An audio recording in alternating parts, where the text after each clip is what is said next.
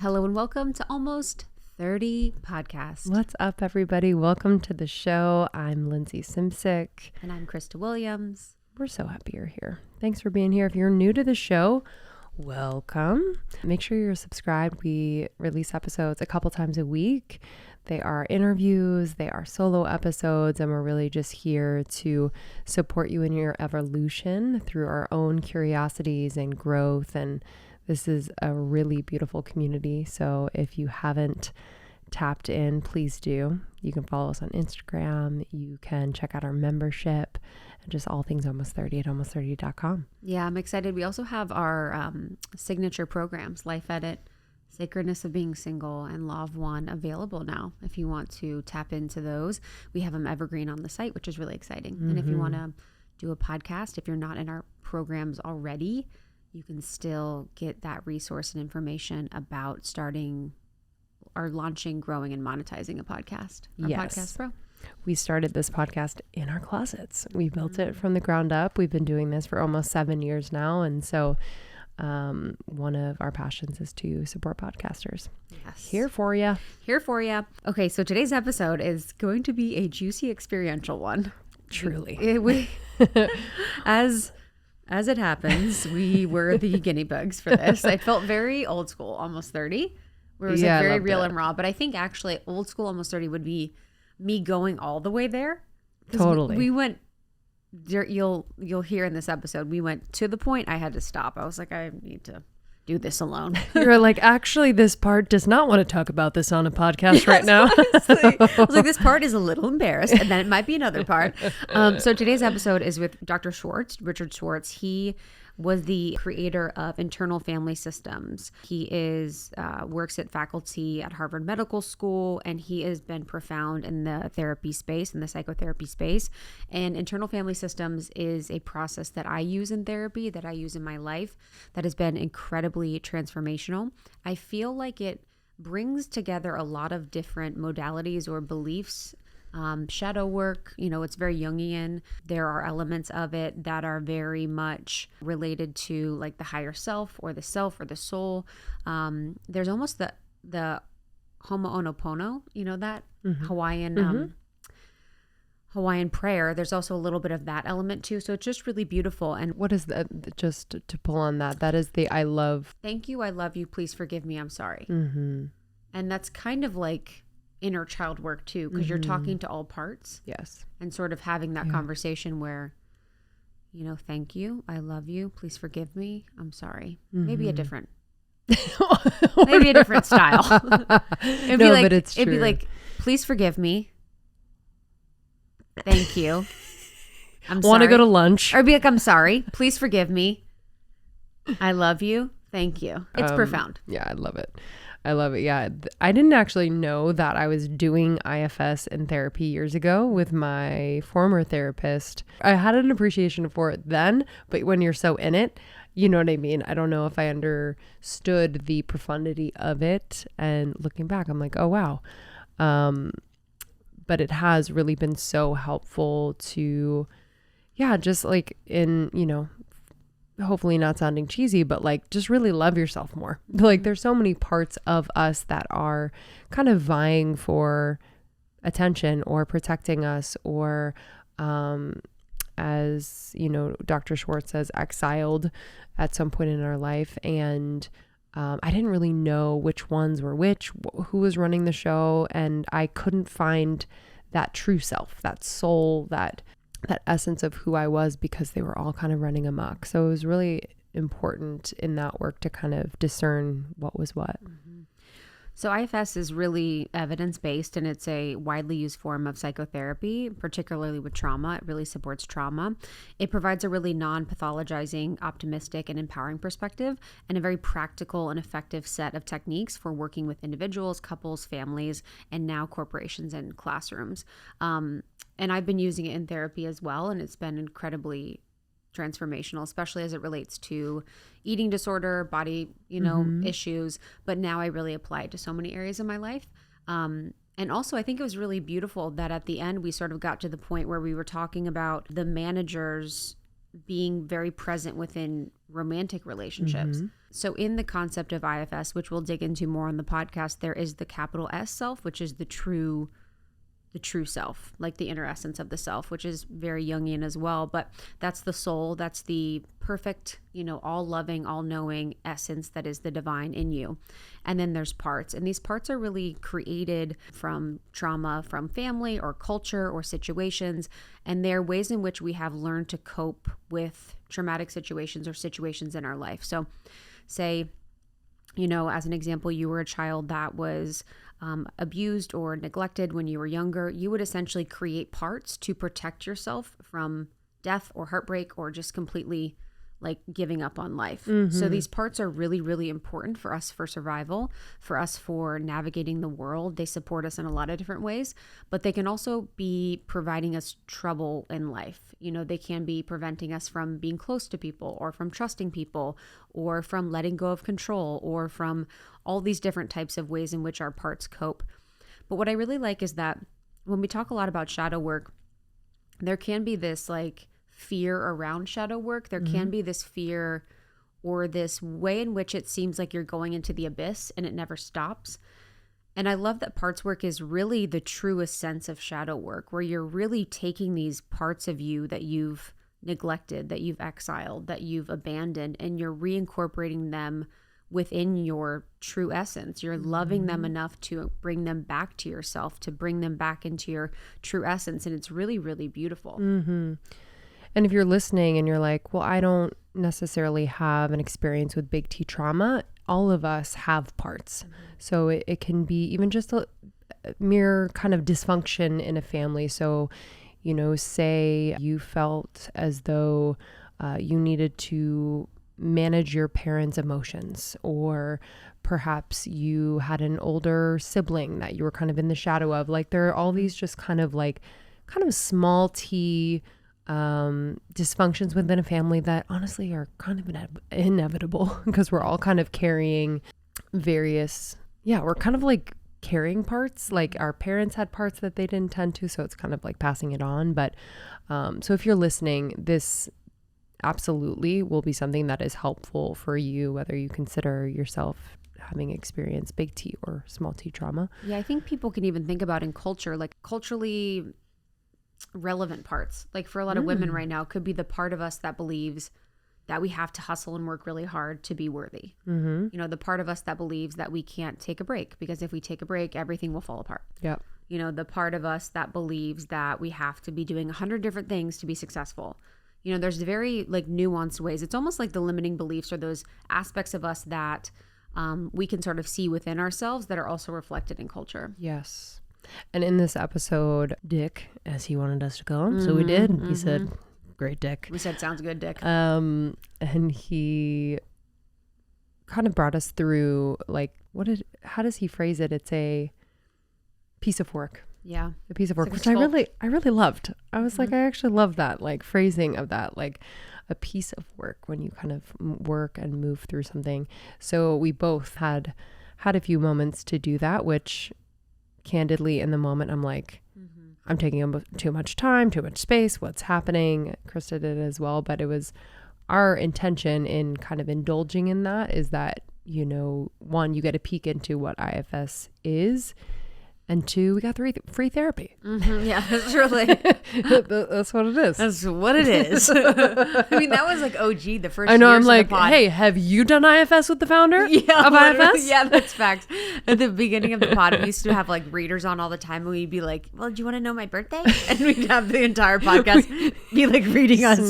We'd be like, I kind of need an example. What if you're a Pisces? Yeah, so Lindsay went through her own piece of work. I did mine as well. It wasn't really an expected thing, but I think it will provide a beautiful example of the experience of what it's like. So hopefully that is helpful for you.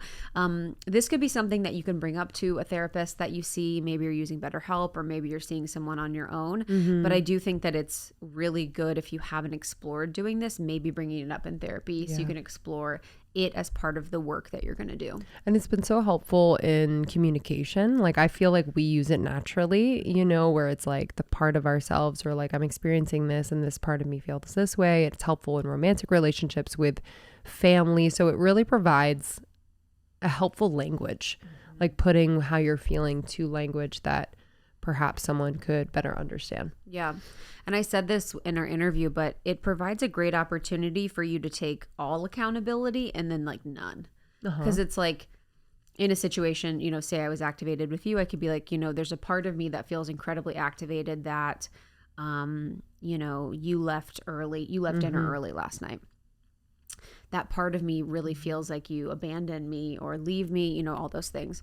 And then that's really taken like true accountability. Like I'm having this experience and feeling, and I know that's really my experience and feeling. But then also you're like, that's a part of me that's not me. So it's really nice. It's like nice for the other person to receive the true accountability.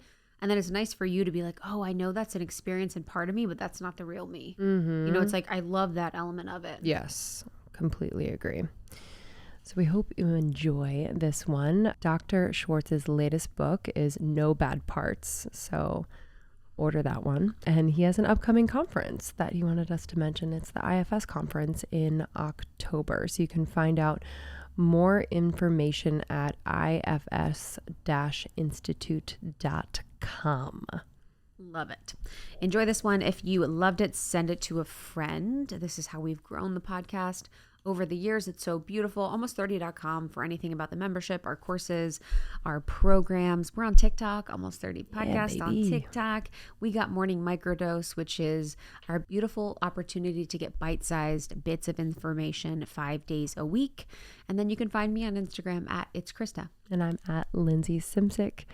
Thank you all so much for listening. Enjoy this one, and we will see you on the other side. We'll see you soon. Okay, I'm sure everyone out there listening, if you're listening to Almost 30, you are always at the ready to unlock your true potential of your body and your mind. And we're so excited to introduce you to a product and really a way of living that we have found to be incredibly impactful for our health and more. And it is Annaleema Coherent Water. And this is a revolutionary new way to improve your health and well-being. And Annaleema has been clinically proven to significantly increase ATP levels, which is the mitochondrial energy of your body. So it's like the light body. And ATP is directly responsible for powering the majority of cellular processes in all living beings.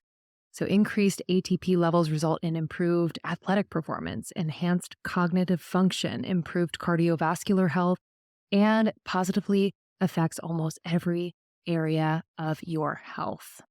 It's so powerful that drinking Annaleema water improves the state of your microbiome as well. I know so many people are interested in having a really healthy, balanced microbiome.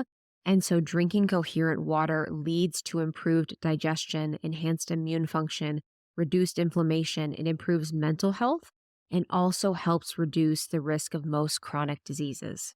So what is Annaleema? Okay, so it is this wand that you use. I know sounds like, wait, what? So it is this wand, a crystal wand filled with mother water, which takes about a year to create. And this water is highly structured. And so when you stir it in your unstructured water, by the properties of water, it forms structured water. So you are drinking beautiful, crystalline structured water. So it is harmonious, non-chaotic. And in this day and age, we really have to be mindful of the type of water that we are consuming. So after you filtered your water, I just stir it up for about 30 seconds. And I swear to you, not only does it taste different, but it feels different. I felt like my skin looks better too. I was thinking about that. How like, I mean, we're made up of water. Yes. It's like, of course. Being mindful of the water, I think, is such a powerful thing. And it's really powerful too that Annaleema has recently launched a whole house unit, which I cannot wait to get. So with the whole house Annaleema, you can get the blessing of this water in every part of your house. It is also now conducting a 100-person study to examine the effects of Annaleema water when bathing in it. So they're now doing studies. They're doing a lot of research on the water, which is really powerful. The early results of this are really phenomenal. Every individual in the study up until now has experienced a significant improvement in many cardiovascular markers, such as cardiac output and stroke volume. So they're seeing benefits right now for people that are not only drinking the water, but bathing in it with their whole house unit. So imagine having more energy, a healthier gut, a clearer mind, and a youthful body. With Annaleema water, it all stops being a dream and you can actually have these things. So take the first step towards unlocking your true potential and try Annaleema water and revolutionize your life. So visit coherent-water.com. Every purchase comes with a 100% money-back guarantee, so you can literally taste the difference risk-free. If you don't like it, send it back.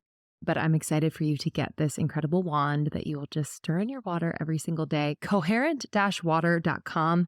Join the water revolution and use the code ALMOST30 for 15% off. Code ALMOST30 at coherent-water.com for 15% off.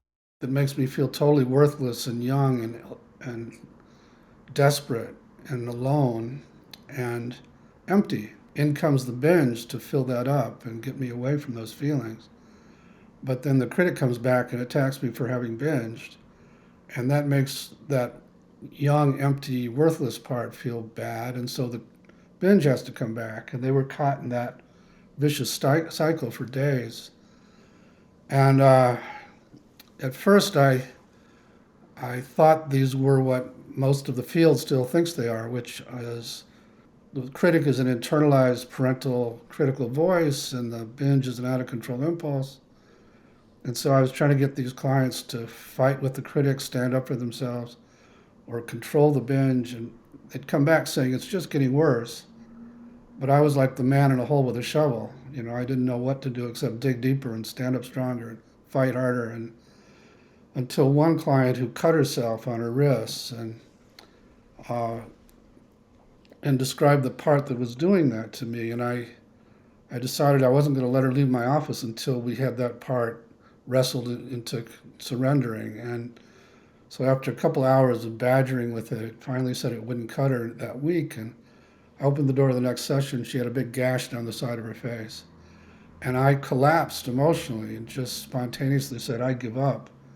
I can't beat you at this. And that was a turning point in the history of this model because I shifted and the part in turn softened and said, I don't really want to beat you.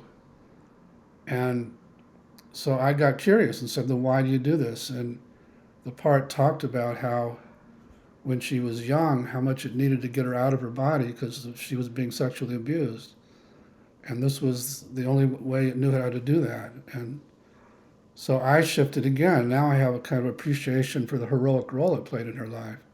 And I can convey that to the part. And it broke into tears because everyone had demonized it and tried to get rid of it, including parts of her. And so that, again, was a historic moment in this movement. And from that point on, rather than trying to wrestle these parts into submission or change them, I tried to myself and help my clients just get curious about why they're doing what they're doing. And the results have been amazing. Just really just have a huge appreciation for how heroic many of these parts that get vilified are. I think that was my, my profound learning is when you struggle with something for your whole life. So for me, that was food and body. And you just feel like there's such agony around it and there's such pain. And then sort of to be in an environment in therapy, in my case, where I can understand and see where the manager, why she's doing that. Oh, she's doing that because she heard that I will no longer be loved if I don't look a certain way or if I don't weigh a certain amount. It's like, oh, that makes so much sense. Like you seek to have me feel loved and you want to keep me safe. Like that makes so much sense to me. And then you can work with the other parts in that way. But finding that compassion for even like the hardest parts of you or even the most painful parts of you is such a beautiful, profound thing. It feels to me like it used to be more harsh. It used to be like, okay, we're going to get this person to think, we're going to get this part of us to comply. We're going to get this, person that has this mental issue to submit. What is that transition like been to being like, there's no bad parts. We love all parts of ourselves. Yeah, it's been kind of, I just feel very, very lucky to have stumbled onto this so many years ago and been on this journey. It's been challenging to bring this to our culture because we're so embedded in the other paradigm. These are just troubling impulses and and or there's some kind of mental disease that needs medication. And so yeah, it's been a tough sell in this culture, and it's amazing now. Probably the last 5 years, it seems to have exploded and taken hold, and I'm just thrilled to hear that you guys have experienced it, and many of your listeners have too. So I've often wondered, why me? Why am I the one to bring this? And there are other systems that have some similarities, but I feel both blessed and also burdened by this sense of duty. So, What is the burden? What part of you feel burdened? you really get it. I'll be 73 in a few months, and the part of me who's been plugging away these 40 years, and I think my kids suffered from my being so obsessed with this, and I just moved back to the Chicago area to try and reconnect more, and that's all actually going very well. But there have been some consequences. That was, I think, what you were asking earlier, and I'm at a point now where a lot of my friends are retiring and thinking about laying on the beach most of the day, and I can't let this go. I just feel like I've been given this precious gift, and I have to take it as far as I can. So that's the burden of it. Yeah. And I've worked with that part. It is a part. And, part of coming back to being with family is trying to find more balance, and that actually has been helping. Yeah, I mean, we're very grateful, and I know people that are just being introduced to this work will certainly feel the same. I would love to talk about, the role of the family in creating these parts, because from my understanding that, we are kind of born these more pure and I guess like right parts in the right place, and then the family kind of causes this dysfunction of sorts and resituating. So I would love for you to describe that for people that are just learning about IFS. Yeah, well, I used to say you're born pretty pure, but the topic, what we call legacy burdens, has become increasingly important. So we also are born into extreme beliefs and emotions that have come down through the generations and attached to us at birth often. But despite that, we're born much more with what I call self in the lead, which self I haven't really talked about yet. And, families have different preferences for what's acceptable and not acceptable in terms of what parts of you can have in the family or show. And so families where it's a very narrow range of what's okay, you have to exile many parts of you, what I call exile. You have to lock them away in inner basements, kind of hide them in your family. And that takes a toll. That both for the part, maybe there's a very sensitive part of you that can get hurt easily and cries, and you have a parent who, whenever you cry, gets very scolding or shaming. So lead your life from this, what we call self-like part that's got a happy face all the time. And that sensitive part of you has to be locked away. Not only does it feel hurt by your parent, but also feels abandoned by you and becomes what we call an exile and suffers in exile, and will, any chance it gets, pull you down and make you feel what it's feeling. And so you become more and more attached to the part of you that tries to keep you with the happy face. And so, yeah, so families can have that impact. The other thing that exiles parts of you is trauma. There are families that produce trauma, but there's also other kinds of trauma. And when we get traumatized, especially in this culture where this is a rugged individualist American culture, where if you get hurt, you're just supposed to move on and not look back and don't think about the past. Just let it all go. And as a result, you think you're just moving on from the memories and sensations and emotions of the trauma, but in fact, you wind up locking away the parts of you that were most hurt by it, thinking that they're just those memories and sensations and emotions. And the parts of you that were most hurt by the trauma tend to be those very sensitive parts. Other systems call them inner children that get hurt the most because they're the most sensitive. But before they were hurt, they're the parts that you love, that bring all kinds of playfulness and creativity and joy to your life. But now, just because they got hurt, now you don't want to be around them because they carry those burdens now of pain or terror or shame. And they have the power to overwhelm you and make you feel all of what they're feeling until you help them, until you heal them. So it's natural to try and get away from them. So most of us have a bunch of what we call exiles, that again are these young, sensitive parts that get hurt and then get locked away. So most of us come out of our families with lots of exiles of different kinds, some from traumas and some from just the rules in the family and what's acceptable. Can you talk a little bit more about the self?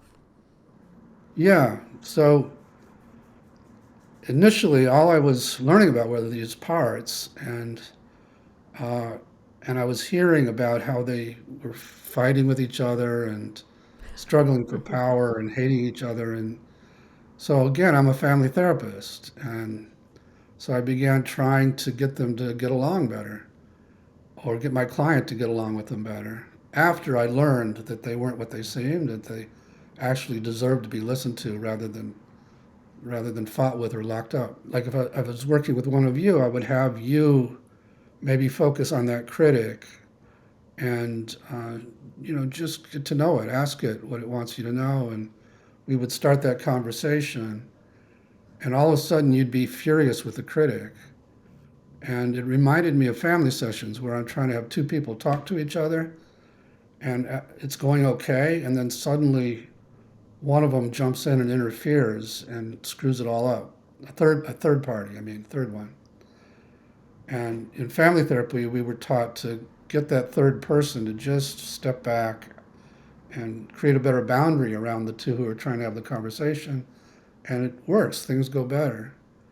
So I thought maybe the same thing's happening in this inner system. As I'm trying to have my client talk to this critic, a part who hates the critic has jumped in. So I'd ask clients, could you get that one to step out? And could you get the one who's so afraid of the critic to just relax, just open some space so we can have this different kind of conversation? And to my amazement, clients could do that. And when they did, they would suddenly become purely curious and calm and confident. And when they were in that state, the conversation would go well. The critic could drop its guard and talk about its fears of what would happen if it didn't criticize her all the time. And then I would do the same process with other clients. And lo and behold, it was like the same person would pop out with the same qualities of calm and curious and creative and what we call the 8 C words of self-leadership, and compassion. Suddenly they might say, I feel sorry for this part. And again, seconds earlier, they hated it or they were terrified of it. And so when I would do this with other clients and I would say, okay, what part of you is that just popped out? They'd say, well, that's not a part like these others. That's more myself. That's more me. So I came to call that the self with a capital S. And it turns out 40 years later, thousands of clients later, thousands of people using this all over the world now, as you mentioned. We can safely say that self is in everybody, can't be damaged, knows how to heal, and is just beneath the surface of these parts so that when they open space, it comes out automatically. It's what people meditate to get into. You're really getting your parts to relax and you're just embodying self. So that's the big discovery of IFS, that that's our essence, that's who we really are, and that it doesn't take 20 years to get to it. It's really just right there, as you might have experienced as you've been doing IFS therapy. Yeah, I felt like it was just such a spiritual experience. You know, we're Yeah. very into spirituality, and um, we have that knowing, or I have that knowing that there is that true essence self, or that there is that very pure, everlasting, infinite self that we have. And then it's almost like the parts are just part of the human experience. It's like there's these parts of our human experience that we're supposed to learn, that we're bumping up against, that we're kind of going through, that we can kind of have as part of the journey. But I was listening to you on talking to Aubrey Marcus, and it was really beautiful because you mentioned that, you used to be more agnostic, or you used to be less spiritual or less faith-based. And I'd love to hear about how this has sort of brought you on the journey of a deeper sense of spirituality. Yeah, at first I couldn't reconcile my psychology training with the self, because what's called attachment theory, Mm-hmm. which I love most aspects of, basically says what happens to you when you're very young has a big impact on the rest of your life. But one element of it was that for you to have any of these qualities that I just mentioned, and I think I mentioned four, like calm, confidence, curiosity, uh, Compassion, compassion, creativity. clarity, courage, creativity, and connectedness. For you to have any of that, you had to have had a certain kind of parenting at a critical time in your childhood. And if you didn't get that, you were out of luck, because it had to come from outside. It had to come from a relationship. And maybe you can get it from your therapist later, or maybe you can get it from your intimate partner, but it's not inherent in you. And that's what I'd been taught. And yet I was finding that in clients who'd had horrible, horrible childhoods, been tortured on a daily basis. There was no way I could reconcile the popping out of this self with my training. And so I had to look around for other explanations for it. And the only ones that made any sense to me were spiritual. And and I had some students at the time, because as you mentioned, I wasn't at all spiritual going into this. Although I had done TM, and I got out of college and was so anxious, and it helped with my anxiety, but I didn't think much of it spiritually. But then I had no other explanation, and started to explore a lot of different spiritual traditions. And lo and behold, every one had a word for this and different ways to access it, and described it basically in the same way across tradition. And so where I've landed now, and I sort of came out of the closet in no bad parts on all this. I'm still trying to infiltrate traditional psychiatry and psychology, and some of those people would look askance on the spiritual side of this. In no bad parts, I talked about that journey, and how now I'm a very spiritual person, and I see what I'm calling self. In quantum physics, they talk about a photon being both a particle and a wave. And so I think there's a particle state of self, which is what I'm talking about, and is in everybody. But if you do meditate or you do psychedelic drugs, you can enter the wave state of self, which doesn't have boundaries and is what they call non-dual. And you just feel in the ocean of self, or the wave, and that it's the same self, just in two different forms. So what people call God, largely for me, is that wave state of self. You guys, this is my favorite fact I've been telling everyone I know at parties. It's like probably getting old for everyone around me, but I need to tell you because I cannot believe it. So, did you guys know that the drugs that we take to manage period cramps, so women, if you take medicine for period cramps, they were invented in the 1950s and exclusively tested on men?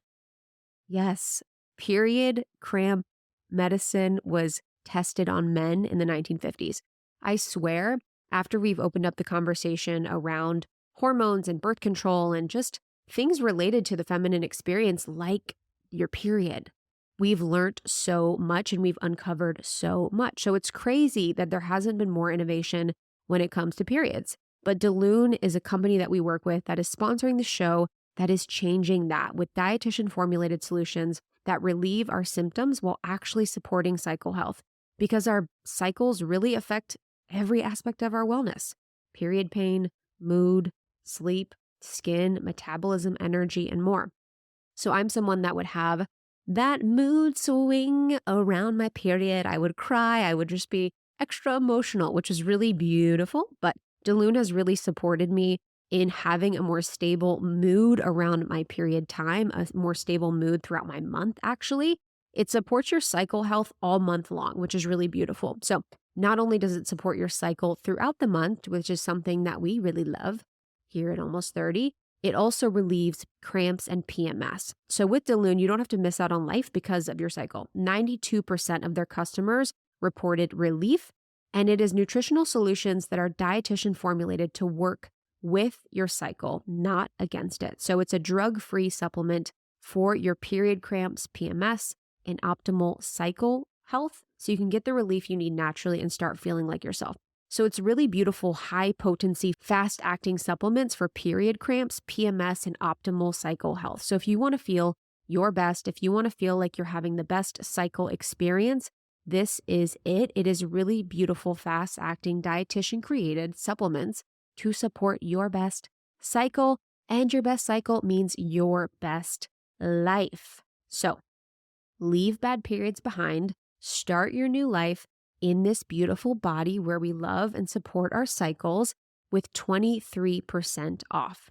So you can go to cyclehealth.com/almost30. That's cyclehealth.com/almost30 and use code almost30 for 23% off. Oh, and free shipping. Wow. 23% off and free shipping. So Cycle Health, that's CYCLEHEALTH.com/almost30 and use code almost30 to get 23% off plus free shipping. That's cyclehealth.com/almost30. Use code almost30 to get 23% off and free shipping. Again, that is Deloon. They are here to support you, and I am too. This episode is brought to you by IQBar. Now you can get 20% off every IQBar product plus free shipping when you text ALMOST to 64,000. That's ALMOST to 64,000 to get 20% off IQBar. So I'm someone that is plant-based. I've been for probably like 15 years now. And lately, I've been really focused on upping my protein. So I'm looking to up my protein from plant sources, and having more protein in my diet has helped me feel fuller longer. It's helped balance my blood sugar. It's helped me maintain lean muscle mass in my body, among so many other things. I've felt so much better. And if you're on the internet, you might see so many more people talking about having a lot of protein in their diet. But for me, I was having a hard time finding ways to get more plant protein because sometimes it can be a little bit tricky. So I was so grateful to find IQBar because it has next to no sugar or net carbs and a lot of protein. So it's the perfect snack, breakfast on the go, dessert. I usually have one in the morning, sometimes for dessert. And I find it to be so delicious, but also packed with really healthy, functional ingredients for your body and brain. Plus, it fits pretty much any diet. So if you're paleo, keto, gluten-free, vegan, it's got you. And again, it has next to no sugar. So when you have bars that have a lot of sugar, there's a lot of really popular bars that have a lot of sugar. What's happening is you're getting that sugar hit, and then you're probably getting that crash later, which is making you even more hungry, even more tired, and not really sustaining your energy. But what I love about IQBar is it has a perfect balance of a lot of protein, fiber, and then not a lot of sugar. Plus, it's so delicious. It has plant protein. It has probiotics for a happy gut. It has healthy fats for clean, crash-free energy. It's holistic and natural, made with real food, not chemicals. It is my favorite thing. I love the banana nut bread one. Oh my gosh. Usually I'm like a chocolate gal. I'm like an almond butter gal. I love all of their chocolatey almond buttery flavor ones. Their banana nut bread one is just soft and delicious. It is seriously amazing. So IQBar is the #1 brain and body protein bar in the US with over 10,000 five-star reviews and hundreds and thousands of happy customers. I'm so excited for you to try this to up your protein, to get those prebiotics in, to help your brain because they have brain functional ingredients and feel really, really good. So get 20% off your IQ bar and any IQ bar products plus free shipping by texting almost to 64000. That's almost to 64000. Let me know your fave and enjoy. Yeah, I realized I had actually been introduced to this concept of the soul through what we do and through a few particular conversations that I learned how to soul journal and kind of connect with my soul, my higher self. And then in doing IFS work in therapy, which, by the way, I didn't know it was IFS work when I was doing it. It was just kind of beautifully blended into the work that we were doing. I realized that the capital S self was who I had been speaking to in my journaling and really connecting to in the ways that I'd been doing in whether it was my morning routine or just in times of deep anxiousness. And it was really beautiful to realize that that part of me has always been there. And it was also really beautiful to remember back, but then also I have a lot of home movies that my mom took when I was a kid. So when I watch these, I could connect with and sense that essence of me that has always been there. And it almost got me just excited because it was like this eternal feeling where I think the creation of these parts that have so much purpose for a very specific period of time, you can feel kind of disjointed, or at least I did, where I'm like, who am I really? Who am I really? But in connecting with this soul part of me, I felt more whole than ever. I'm curious, in first introducing this work to clients, or even in teaching other therapists this type of work, what are some questions that you ask to conjure the part or to bring more clarity to the part that is, whether it's running the show in a certain experience? Do you want a role play? Sure. Okay. Yeah, so how can I help you?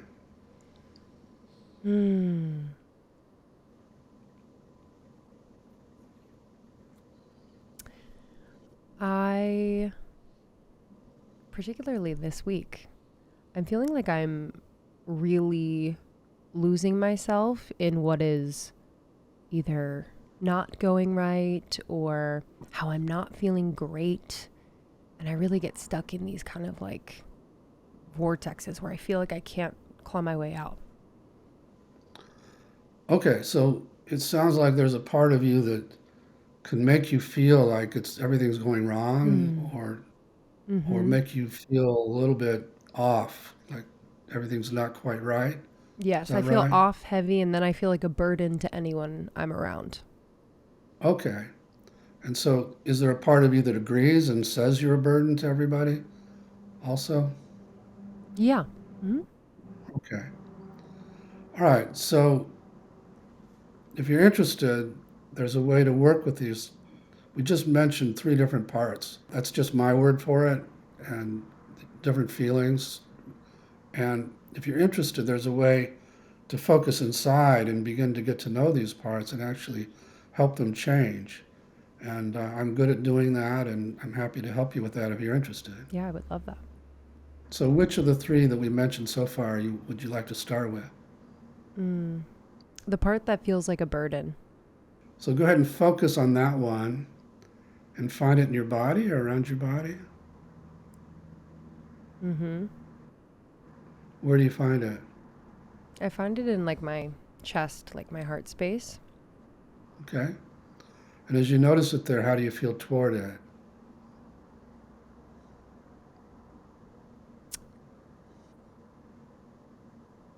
I feel like she's tired. That part, like Yeah. it just feels kind of deflated. So is she's letting you know that she's tired and deflated. Mm-hmm. But how do you feel toward her?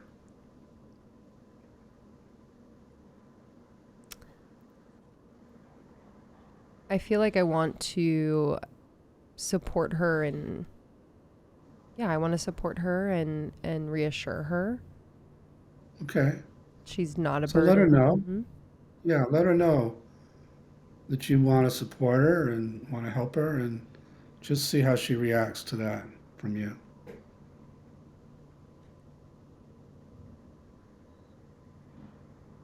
Yeah, there's like a receptivity of a like a desire to kind of work together rather than Good. shouldering it all. Okay, good. Yeah. And let her know that you get that she's felt like she's had to carry everything, but you're going to be helping her share the load. And ask her more about what she wants you to know about that.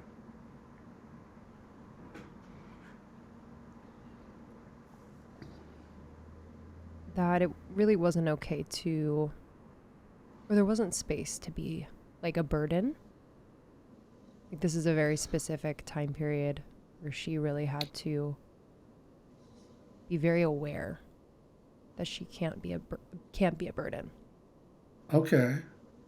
And is she's showing you that time period and what that was like? Mm-hmm. Is it okay to witness that? Yeah. So let her know you really want to get what that was like for her during that time. You want to feel it and see and sense everything she wants you to. About how hard that was to have that constant message that she couldn't do anything to burden somebody.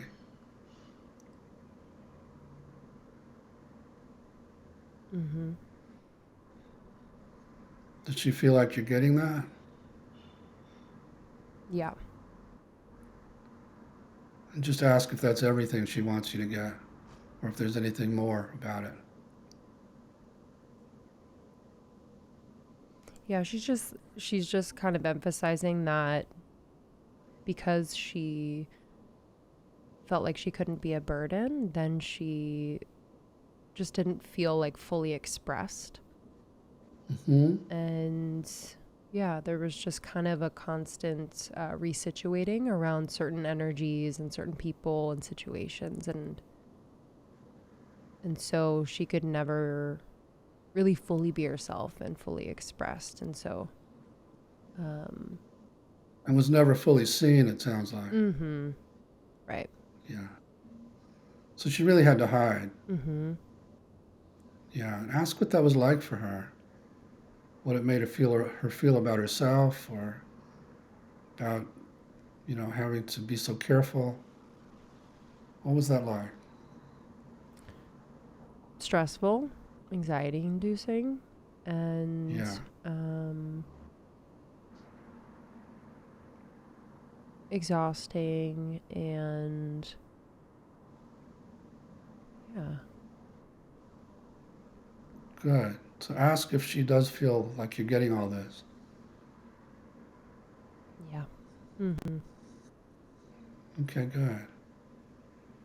So I'd like you now to go to her in that time period and be with her in the way she needed somebody at the time. Just tell me when you're in there with her. Mm-hmm. How are you being with her? We're just hanging on the floor. Good. My arm around her. That's perfect. And how's she reacting to your being with her that way?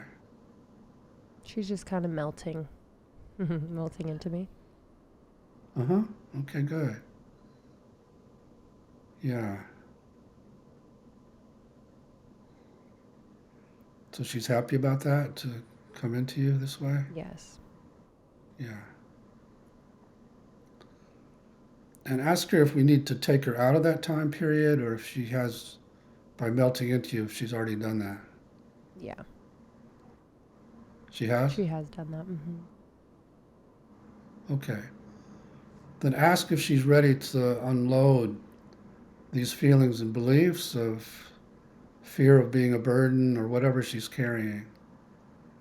She's ready to unload all that now. Yeah, she's ready. And ask her what she'd like to give it all up to. Light, water, fire, wind, earth, anything else. Water. So take her to water, set that up, and ask her where she carries that in her body or on her body. Mm-hmm. Carries it like in her belly area. Uh-huh. So tell her when she's ready, she can just let that all out of her belly and let the water take care of it. And just do that until it's all out.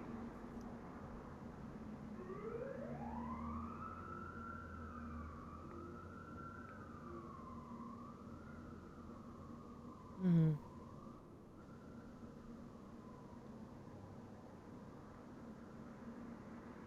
She's released. Good. How does she feel without it? She's light. She's moving around freely. Uh-huh. Good. And if she'd like to, she can invite qualities into her body she'd like to have and just see what comes into her now. Just freedom of expression. That's Quality right. of just being dynamic and feeling what she wants to feel. Being seen. Yeah, all the Confidence. feelings all the things she had to get rid of before. Mm-hmm. So how does she seem now?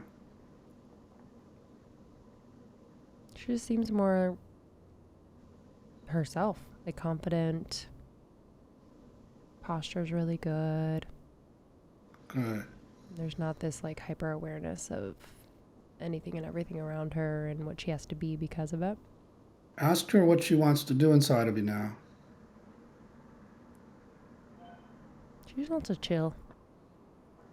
Okay. So let her know she can do that. And before we stop, you could invite parts that might have been protecting her or not liking her to come in and check her out. Mm.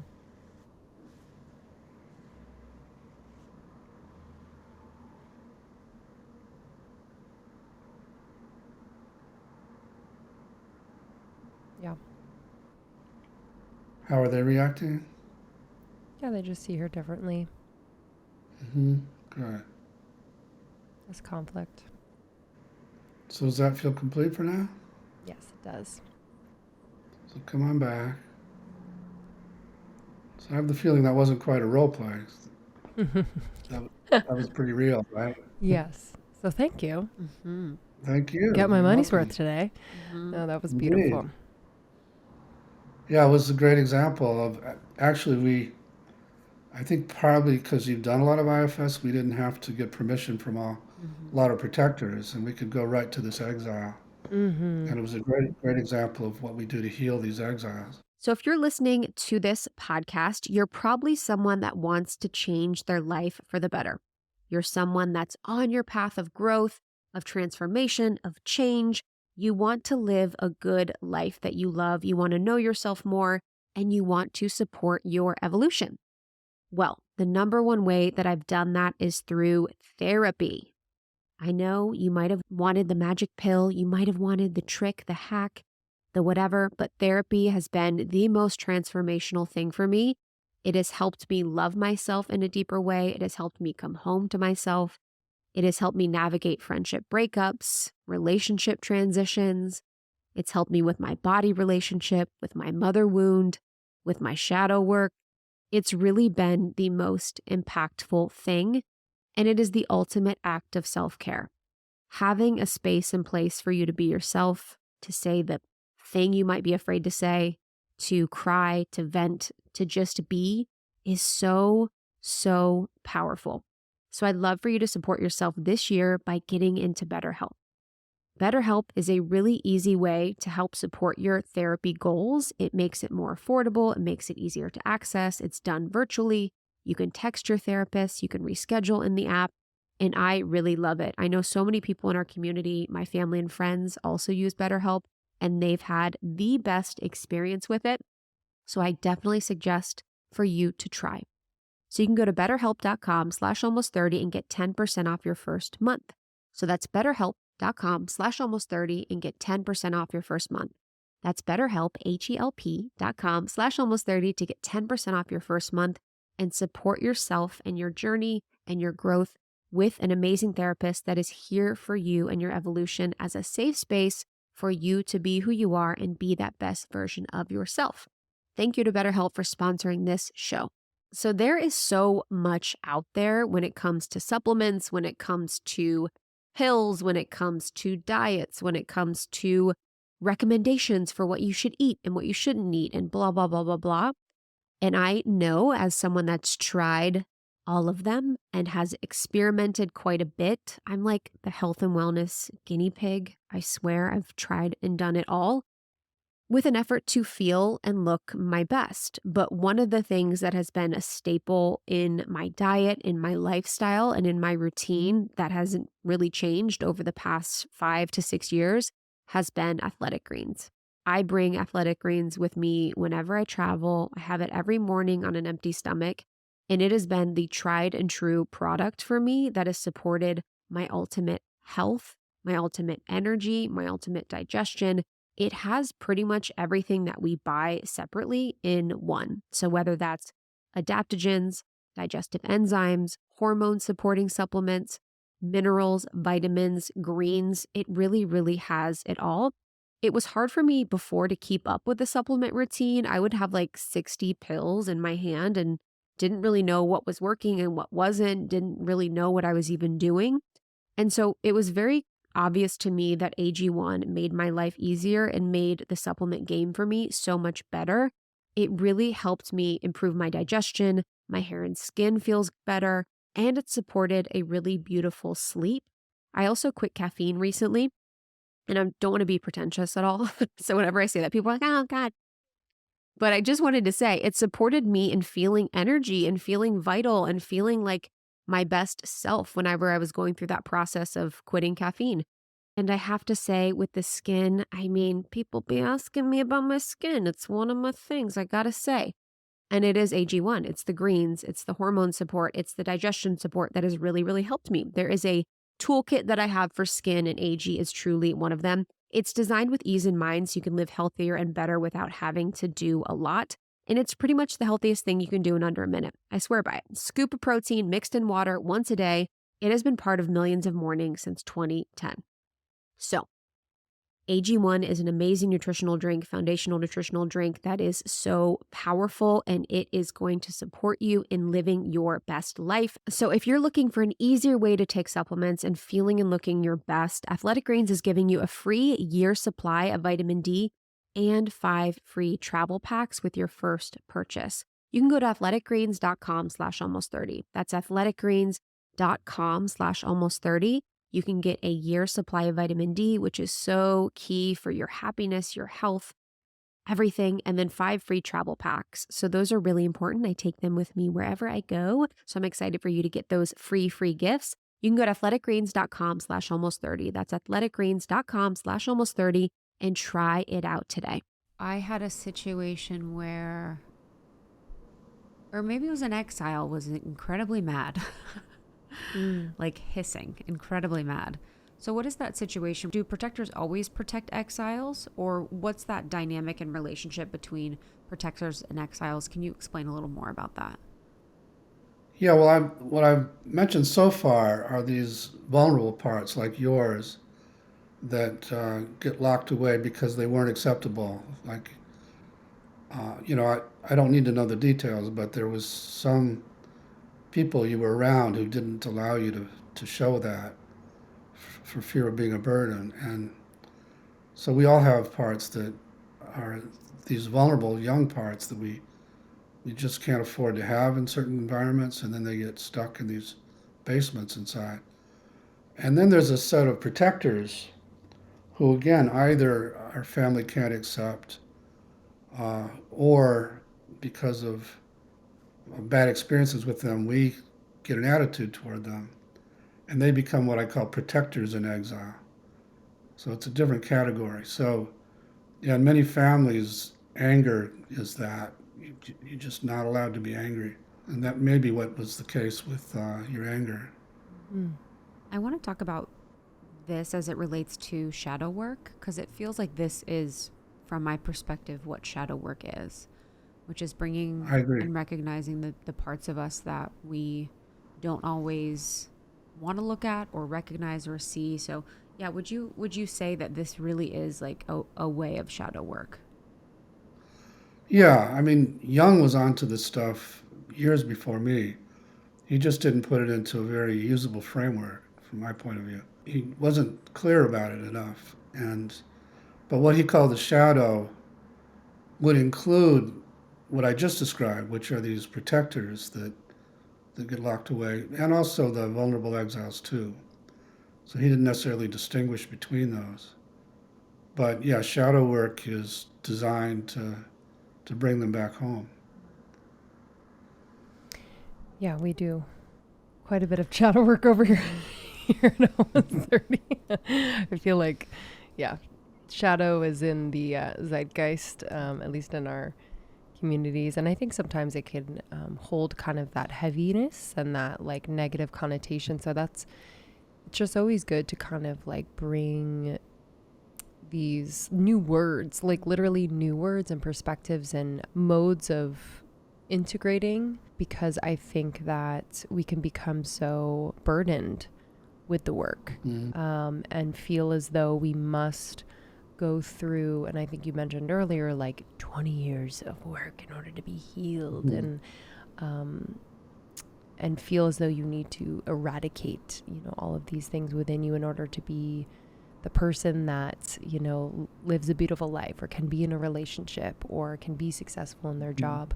I suppose, having been doing your work for so long and seeing the evolution of therapy and also the introduction, evolution of kind of this modern spirituality, have there been points at which you've felt like you needed to caution your patients or people as to the potential addiction to the work, the heaviness of like taking it all on and feeling as though it needs to be fixed before they live? What has been your experience with that? Yeah, well, what I learned fairly early on, particularly with trauma survivors, is there's a rhythm to the work. And so somebody will come in and we'll do a big piece of work like we just did. And I would say, okay, let's get to the next exile and so on. And there'd be a big pushback. And initially I thought that's some kind of protector resisting. But with some people, they just need a break. After you've done something so vulnerable and so energy draining in some ways, it makes sense. And so I learned to do a couple sessions where we just would talk or would just kind of enjoy the feeling of the lightness that you just described and the increased feeling of self in your body, and not try to do a lot more than that.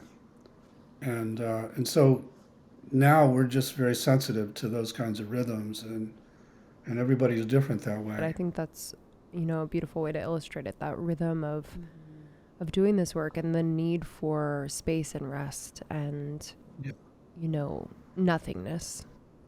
I think is so important, because then you're able to experience, maybe that big piece of work that you did in therapy. Maybe you actually experience the difference that it's made in these small moments in, the mundane of the day. Then you connect the dots, and the purpose of those profound moments in therapy become understood on like a cellular level. Exactly right. And the other thing I learned was that a piece of work like we just will stick if you keep it going on your own, and like every day check in with that younger part and make sure she's okay, and see if she needs anything more, and turn that into a meditation or a part of your meditation. There are like 4 or 5 reasons why these burdens come back and these parts get thrust back into the past. And that's one of the most common ones, that you did it and you got her out, but you abandoned her afterwards. And so she felt that and went back. Mm-hmm. So while people need a break in a sense, and not to go into new territory, I'm very kind of pushy about following up on the work we have been doing every day for a month or so. So it actually becomes, for many people, a life practice rather than a kind of therapy, something that you're doing on your own all the time. When I as I'm talking to you, I'm just kind of noticing different parts coming and going, and asking them to just let me stick around. You don't have to interject this comment. It's okay. And at this point, my parts trust me pretty well, so they don't interfere when I am doing this kind of thing. Mm-hmm. If I'm having a fight with my wife, it's a different story. But Yeah, what is that then? I guess that's a great segue. Mm-hmm. Because in work, as an example, I can notice and recognize my parts easily and be like, okay, like I respect this, very anal part of my part of me, and the benefit that she's brought. But is it when you're with someone that is triggering something that is very intimately close to you, say your wife as an example, is that a deeply ingrained part, or is that a more charged part that has more to lose, and that's why it kind of slips between, or what's that ability? that's right. I mean, the people you let really close to you have more power to hurt you, and your young parts, in some cases exiles, attached to them as the person who's going to make them feel good about themselves. And so when that doesn't happen, or that the person that you've deemed the redeemer that way acts the opposite way, it's much more hurtful than if it's somebody you don't let that close to you. And so there's no better, what I call, tormentor, with a hyphen between the tor and the mentor, than your intimate partner, because they can trigger the parts that you really need to learn to heal. That's why they call them a mentor, with the hyphen. By tormenting you, they're teaching you what parts you need to find and heal. And if you do that and you get that, it makes relationships so much easier. And this is probably something also for your audience to hear, so many of us come out of our families looking for Mr. or Mrs. Right to really take care of our exiles, because we don't know what to do with our exiles. And we've been taught that there is somebody out there who can make you feel good about yourself. And that's a big load to put on an intimate partner. And so what IFS is designed to do is to get you to be the primary caretaker of your own exiles, so your partner can be the secondary caretaker of them. And most of us have that totally reversed. So when they're hurtful, there's that big shift. I thought you loved me, and now look at what you're doing, and how could this be? And then your protectors go into all kinds of different projects to either get you away from this partner or get that partner to change, and your partner feels all that, and it just starts all kinds of vicious cycles. So. Yeah, you mentioned before attachment theory, and I've thought about, there was an interesting situation where in female friendships, that's something that I always have to be mindful of, because there's like a level of intimacy that I reach within female friendships where it feels a little scary. And I think that's sort of maybe a situation where I'm doing the exile thing, where I'm kind of hoping that they'll take care of an exile, because I've thought about it as attachment styles originally, where I thought, now that I'm in a deep, intimate relationship with them, there's more weight on our attachment, and I have a fear of attachment. But that makes sense about the exile. So it would be me essentially giving them, or actually asking them to overlook or take care of my exiles instead of me taking care of my exiles, which is very scary and can make me feel unsure. Yeah. Unsure. Yeah, that's just what I'm talking about. So, I mean, if you wanted, we could do a little piece of work around that. Sure. Okay. Yeah, where do you want to start with it? Do you have a sense?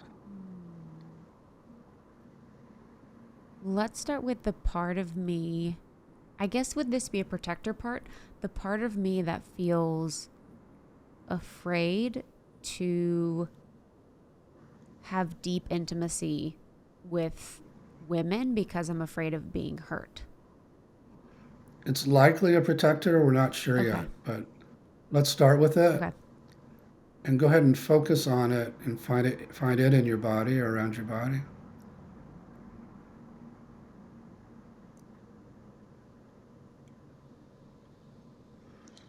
It's like throat, heart. Great. And how do you feel toward it as you notice it there?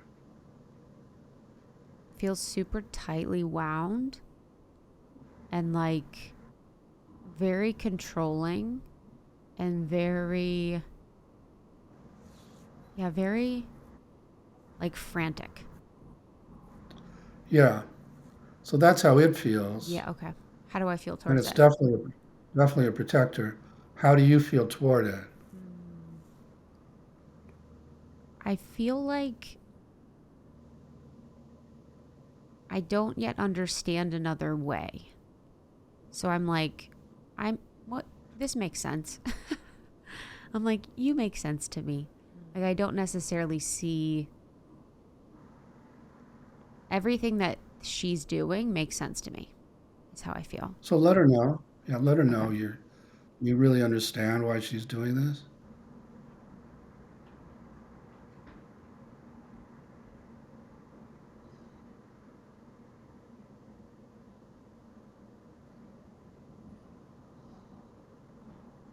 I can feel the tension in my throat and my heart just really relax.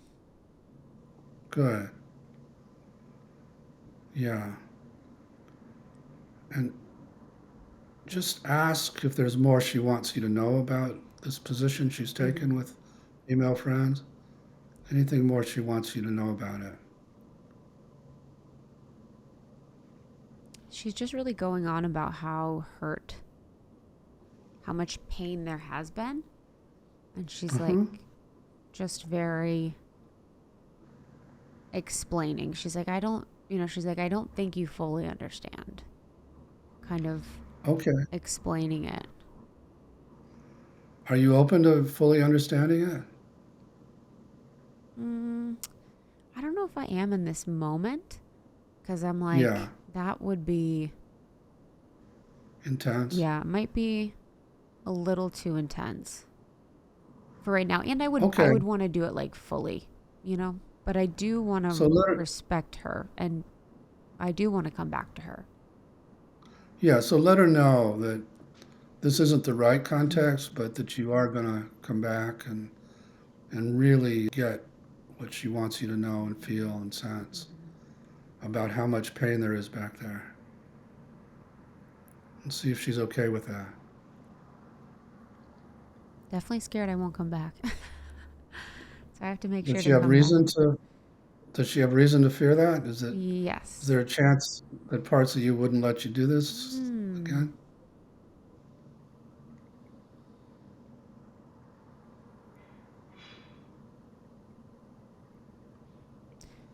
No, I feel like I have direct access to her, but she's kind of like, this is kind of the wound of the leaving, or you know what I mean? Kind of a little abandonment in there too.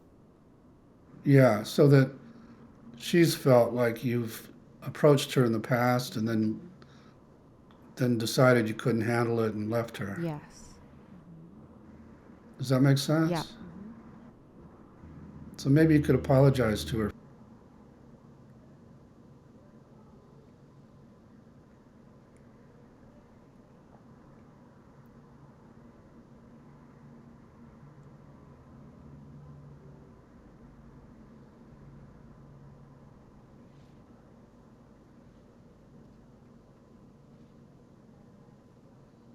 She's like, what do I do now? She said that, or She you're said that. saying that? Well, since you have this pattern with her, you can't really commit to coming back for sure, right? But could you commit to working with the parts of you that pull you away from her? Mm-hmm. What do you mean when you say that? What parts of me pull me away from her? I don't know, but that's the pattern, right? Yeah. So let me ask you that question. What has happened in the past to keep you from really being with her? You can even ask her. She probably knows. Yeah. I think it's the fear of feeling so much. Okay. So it's the fear of the intensity of the Yes. emotion that would come Yes. if you really took in how hurt parts of you have been. Yes. And the fear of being overwhelmed by all that? Yes. Okay. So could you commit to working with the parts that are so afraid of that? We can do a piece of that right now if you want. Yeah, I think that part is very present for me lately, just with Yeah. everything going on in the world too. I feel that part Yeah. very activated, where it's like there's a lot. Yeah, This it's is easy to too get overwhelmed. intense. Too intense. Yeah. Yeah, so focus on that one and find it in your body or around your body.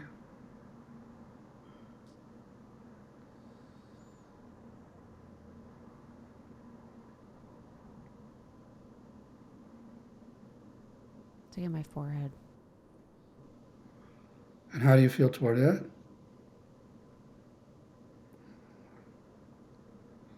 I'm having a hard time like unblending from it. I'm like, okay. Okay. Yeah. Yeah, so it's a big player in your system. Yeah. Maybe let me talk to it directly for a second. That'd be okay? So you're the part of Krista that is afraid of her being overwhelmed by intense emotion, is that right? Yes. And how do you keep her from that? What do you do to keep her from feeling too much?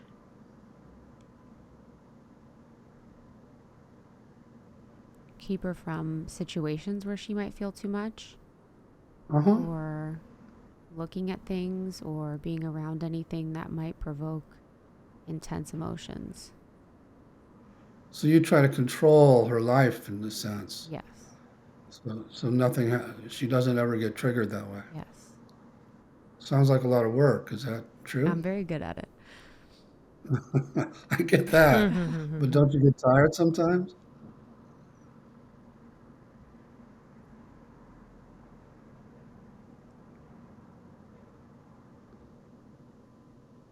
Do you ever get tired of this job? I'm thinking. Okay, maybe you don't. It's okay. I don't know what my other job would be. Well, we can play with that. But before we do, how old do you think Krista is? 17. Yeah. And it's likely when she was 17, she really couldn't handle being overwhelmed by intense emotion.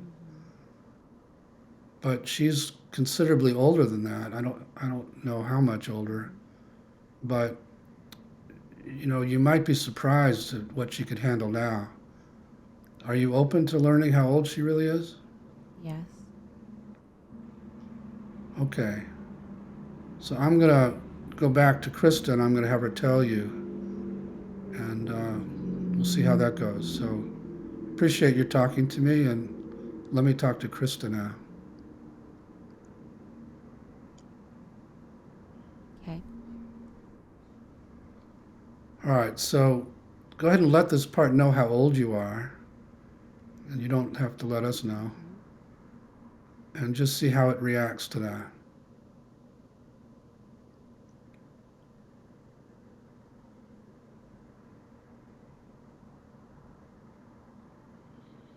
It's interesting, this, like, because it's me at 17, it kind of like thinks I'm cool. I was feeling that. It's like kind of like, oh, like it's kind of liking what's going on, but we're kind of not talking about the issue. So I don't know if it's like Right. it's controlling me right now by like flattery or something. Just ask. Maybe you'll admit it if it is. Yeah. It's a good strategy. Yeah, it's good it could be honest though. It's just But basically saying we need a lot of time to feel. I've got the resources. you need a lot of time to feel. Yes. So it's asking for time before you feel, or is it Asking asking? for a lot of time to feel everything that I've been holding back from feeling. Okay, so now it's wanting to go for it more. Is that true? Mm-hmm. Yes. Okay. So what do you say to it about that? Say we can do this. Yeah. Yeah, do let it know that you can handle a lot more than you could when you were 17, and that you really get why it got stuck there and has been doing what it had to do back then all this time.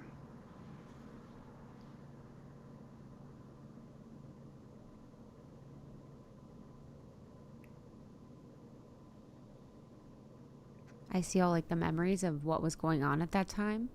And then it's like, Yeah, whoa, I see why. that's I right. couldn't really feel. You couldn't afford it. Yeah. So let it know you get it really saved you back then, but things are different now.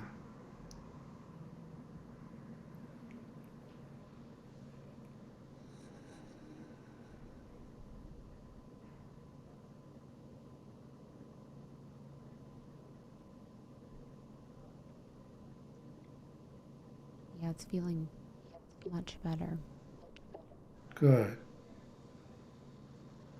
And now ask it if it would be up for letting you feel more of what that original part wants you to feel and see and sense. We can't do it right now, probably, but if it in the future, it's more willing to let you do that.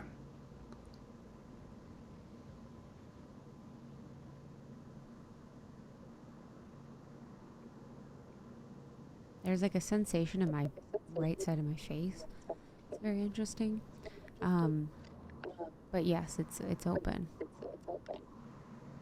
Okay, and you can check and see what that sensation is. It's like a grinding of my right side jaw, like holding back the emotion.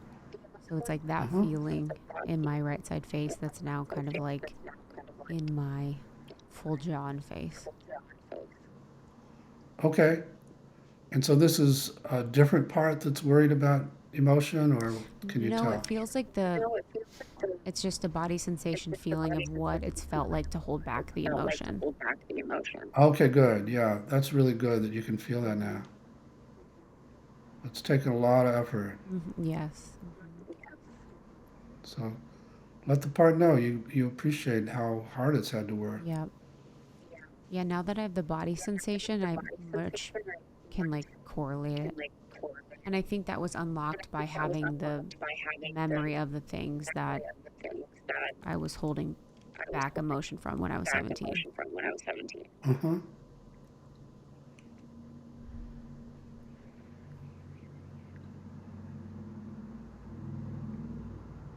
That's great. Yeah. So let both these parts know that you're going to keep working with them. And when the time is right, you're going to feel it all and release that part from where it's stuck back there. Love you guys. Well, thank you both. These were both great examples. I guess with the body, do you find that to be consistent where people are having somatic experiences where there's memories that are stored within the body? Yeah, I haven't tracked that as much as one of my colleagues, Susan McConnell, came out with a book on somatic IFS. But yes, protectors tend to be up in the forehead or the jaw or choking you in your neck, or they do what they can. They do what they, with the tools they've got. They'll use your body to try and suppress it all. Wow. And exiles tend more to be like yours, Lindsay, in the gut or uh, in the heart, stuff like that. Wow. Fascinating. That was really beautiful. I did want to ask one more question just on the relationship piece where, having this language in relationship, especially like your closest relationships. And I think, Krista and I have done so much work together as well. We're best friends and we're business partners. And it's been really helpful to have language where even yesterday I was like, this is the part of me that's kind of like really present right now. And I think she just kind of needs to like feel what she's feeling. And I really feel like tomorrow's going to be a better day. And even that, like I felt in that moment, just kind of this like the honoring of and like just kind of the holding of that part rather than trying to like put her in the closet really helped me release a lot of that burden. But have you found this to be instrumental in couples, especially being able to just navigate any season of life and be able to love one another through the triggers, love one another through just like really transformative seasons where the other could become kind of foreign, but it's, all for growth. But I'm just curious what you've seen in couples using this work. Yeah, loving your partner when they're in their biggest protector is quite a project. But what we do encourage couples to do is what we call a U-turn in their focus. Because so often your partner's protector triggers your protector, and those two parts go at it, and it's parts wars. But you have no clue, either of you, the damage your protector is doing to your partner's exiles. Because your partner never shows you their exiles, they just show you your protector. There's an Indian phrase that goes something like, when the water buffalo battle in the marsh, it's the frogs who suffer. So it's like those protectors bang heads, but the little exile frogs are getting trampled. And so the practice is to sort of stop the fight, and both people do what we call a U-turn in the focus and focus inside and notice the parts, both the protectors and the exiles they're protecting, and come back to each other after you got a sense of that, and do what we call speak for your parts rather than from your parts. So, on a good day, if I get really triggered by Jean, I'll go away and I'll come back and say, when you said that, and this happened a few hours ago. Love it. When you said that and hung up on me that way, it triggered a part that got really angry. But as I went past that, there's this little guy in there who he has a lot of issues with abandonment and felt really cut off, and and I'll work with him, but I just want you to know it had that impact. So that's a very different message than, why the hell did you hang up on me that way? So that practice of speaking from self, for these parts, really cuts through a lot of big fights. Yeah, it's the ultimate accountability too, which is what I really like about it. There's like, it's interesting because it's both accountable and like not accountable. Like, you're being incredibly accountable because you're like, this brought up this for me, but then you're also saying that it was a part of you. So there's like this beautiful, like both sides of it.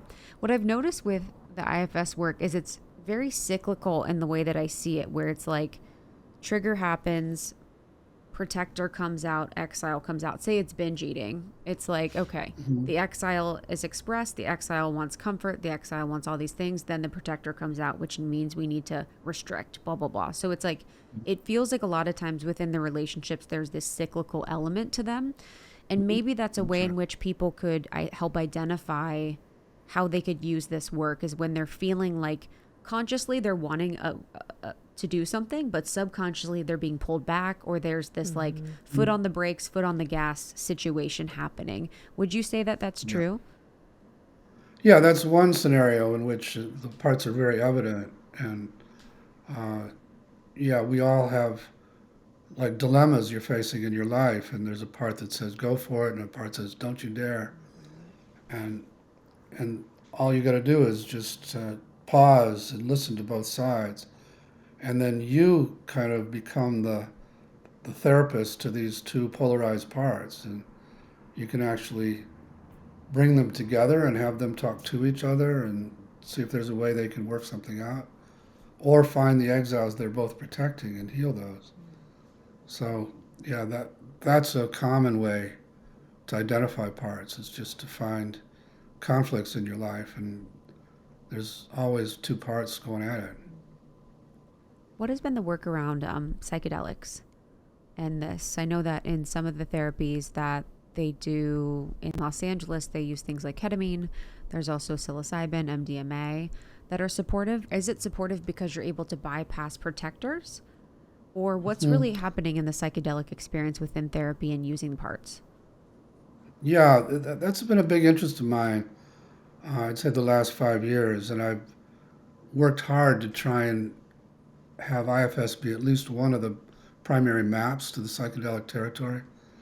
And in doing that, like the most recent thing I've done, I collaborated with a guy named Phil Wolfson, who's sort of the maven of ketamine. And we did a 6-day training for therapists, combining ketamine-assisted psychotherapy and IFS.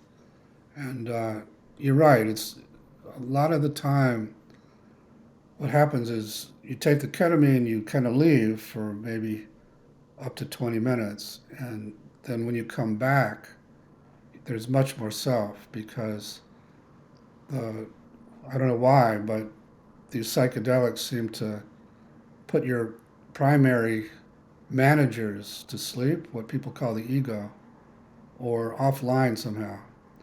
And as soon as they go offline, you just can download a lot of self.